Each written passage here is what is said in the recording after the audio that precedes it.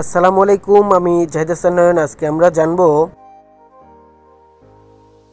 RSC standard guidelines অনুযায়ী ভূমিকম্পের পূর্ব প্রস্তুতি হিসাবে করণীয়, ভূমিকম্পের সময় করণীয়, ভূমিকম্প পরবর্তী করণীয়।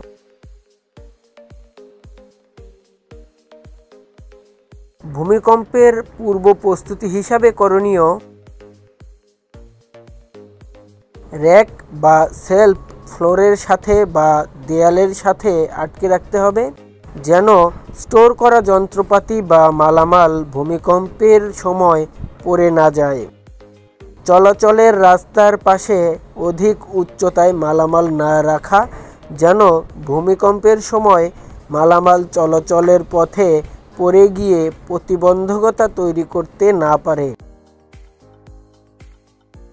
ভূমিকম্পকালীন আত্মরক্ষার স্বার্থে টর্চ লাইট, হেলমেট, হাতুড়ি ও প্রাথমিক চিকিৎসার সরঞ্জাম কারখানার বিভিন্ন জায়গায় সংরক্ষণ করা।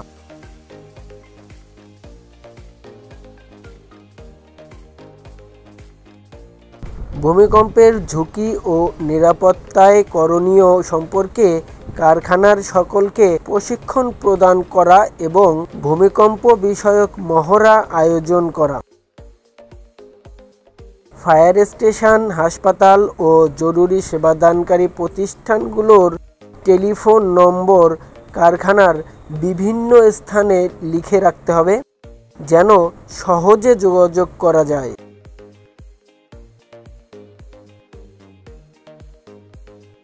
ভূমিকম্প মূলত একটি প্রাকৃতিক দুর্যোগ। ভূমিকম্প যে কোনো সময় যে কোনো জায়গায় ঘটতে পারে।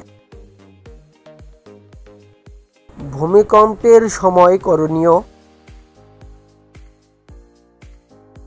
ভূমিকম্পন অনুভূত হলে শান্ত থাকুন, আতঙ্কিত হয়ে ছোটাছুটি করবেন না কিংবা তাৎক্ষণিকভাবে কারখানার ভবন থেকে বের হওয়ার চেষ্টা করবেন না।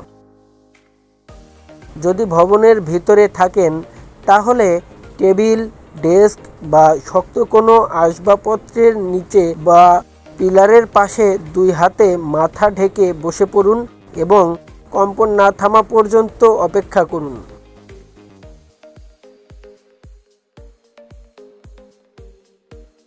কাচের দরজা, জানালা, আলমারি বা সেলফের মধ্যে রাখা মালামাল বা কোনো ঝুলন্ত ভারী বস্তু থেকে দূরে থাকুন। আতঙ্কিত হয়ে কারখানার ভবনের জানালা বা ছাদ থেকে লাফ দিবেন না।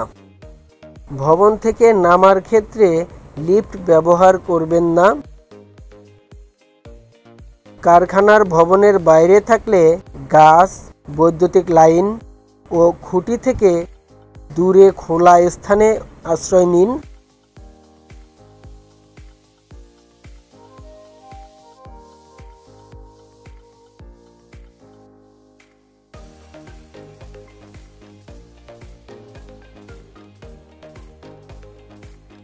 ভূমিকম্প পরবর্তী করণীয়,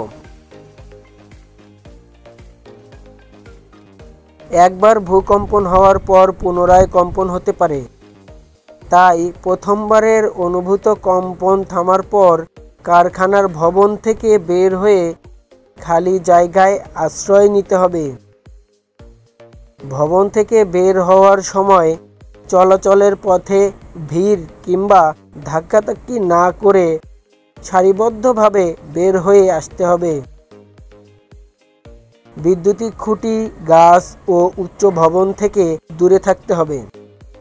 গ্যাস বা অন্য কোনো রাসায়নিক গন্ধ পেলে নিরাপদ স্থানে চলে যেতে হবে।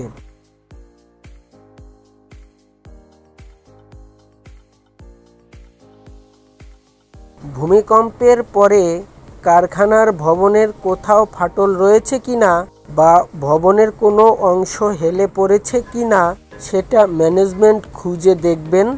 যদি অনুরূপ কিছু পরিলক্ষিত না হয় তাহলেই কেবল শ্রমিকদেরকে ভবনে প্রবেশের অনুমতি দেবেন।